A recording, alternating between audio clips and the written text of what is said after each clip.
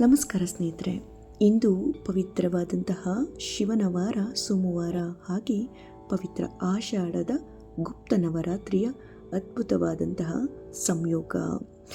ಈ ಒಂದು ಸಮಯದಲ್ಲಿ ನಾವು ಜಗತ್ತಿನ ಆದರ್ಶ ದಂಪತಿಗಳಾದಂತಹ ಶಿವ ಪಾರ್ವತಿಯರ ಈ ದಿವ್ಯ ಮಂತ್ರವನ್ನು ಕೇಳುವುದು ಅತ್ಯಂತ ಶುಭ. ಈ ಮಂತ್ರವನ್ನು ದಿನ ಕೇಳುತ್ತಾ ಇದ್ದರೆ, ಪಠಿಸುತ್ತಾ ಇದ್ದರೆ ನಮ್ಮಲ್ಲಿನ ಭಿನ್ನಾಭಿಪ್ರಾಯಗಳು ದೂರವಾಗುತ್ತವೆ. ಮನೆಯಲ್ಲಿ ಸುಖ, ಶಾಂತಿ, ಅನ್ಯೋನ್ಯತೆ ನೆಲೆಸುತ್ತದೆ. ಹಾಗೆಯೇ ಮನೆಯಲ್ಲಿರುವಂತಹ ದೃಷ್ಟಿದೋಷ, ಆರ್ಥಿಕ ಸಮಸ್ಯೆಗಳು ಕೂಡ ದೂರವಾಗುತ್ತವೆ.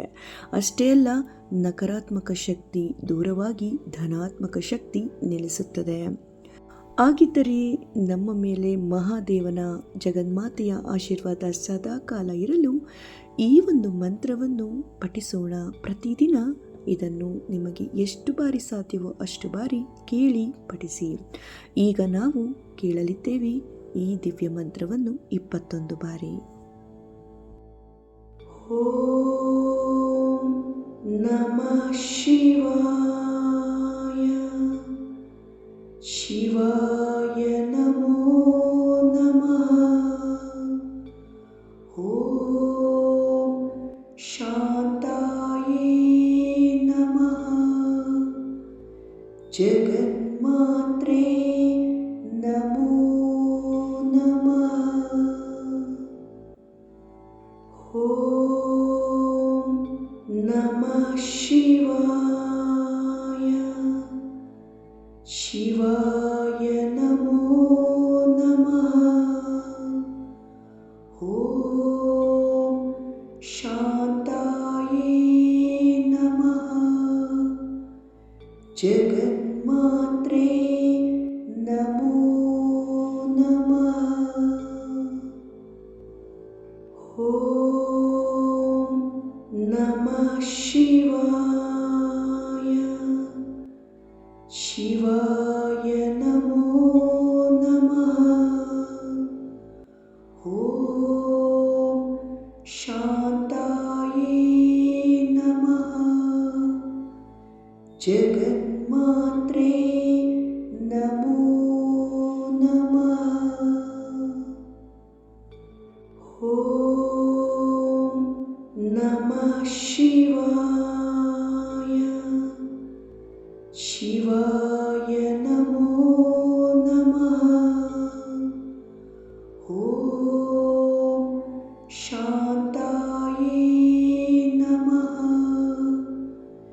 ಜಗನ್ಮಾತ್ರೇ ನಮೋ ನಮಃ.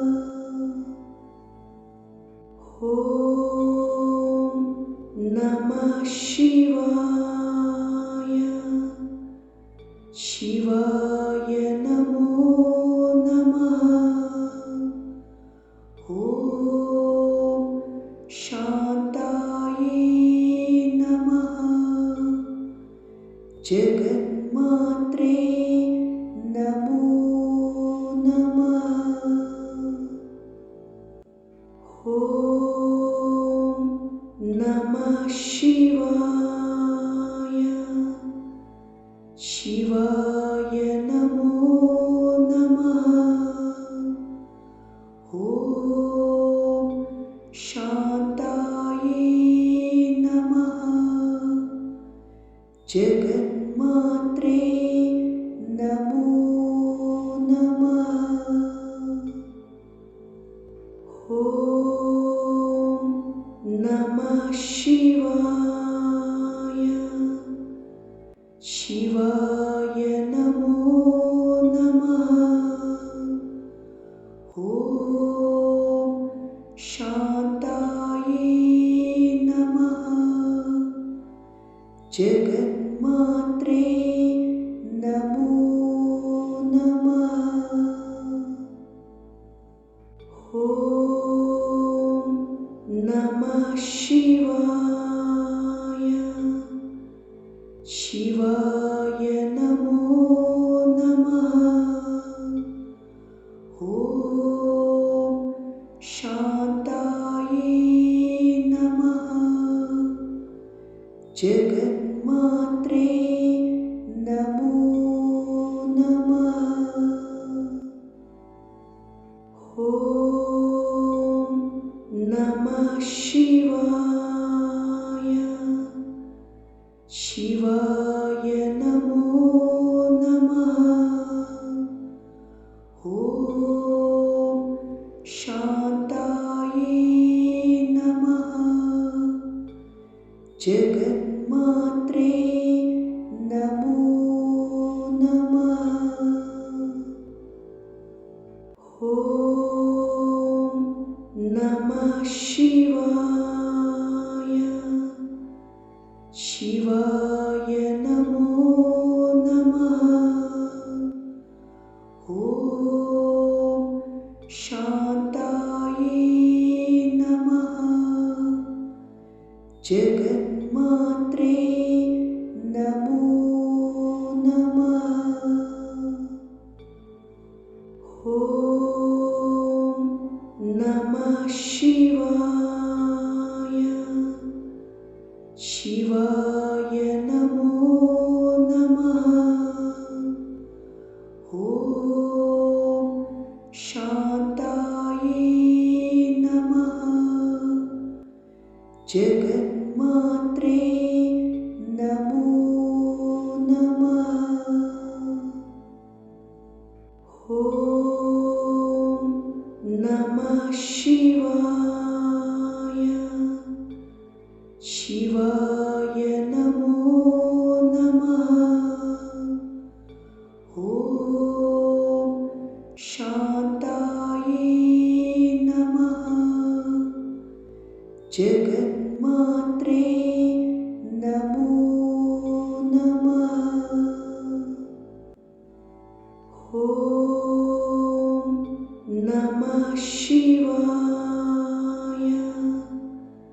शिवाय नमो नमः। ॐ शान्ताये नमः।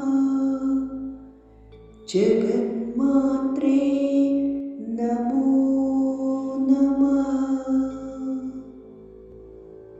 ॐ नमः शिवाय। शिवाय नमो नमः।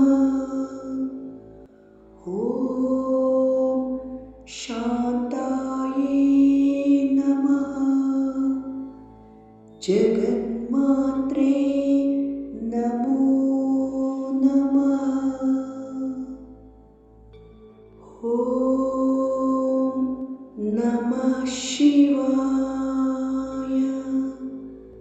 शिवाय नमो नमः। ॐ शान्ताये नमः। जगन्मात्रे नमो नमः। ॐ नमः शिवाय।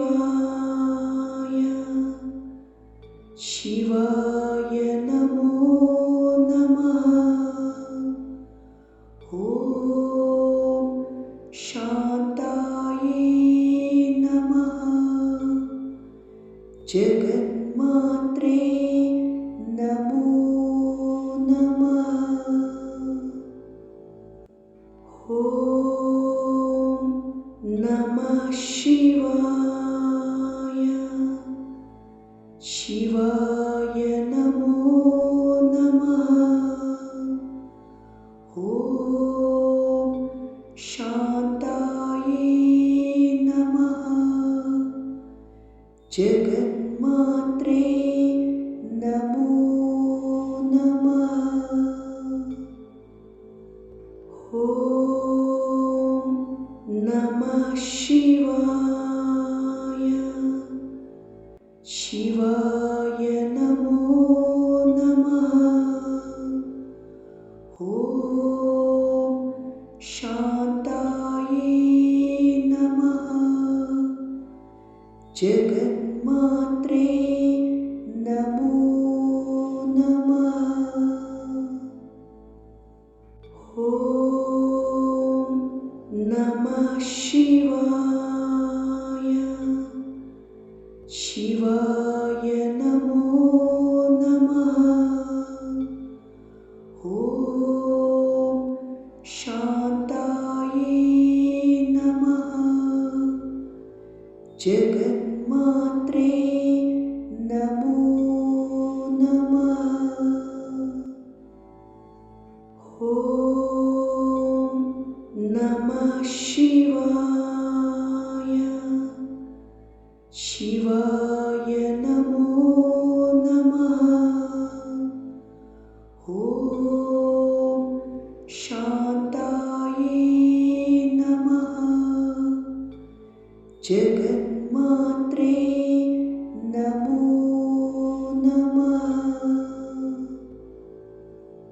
ॐ नमः शिवाय। शिवाय नमो नमः। ॐ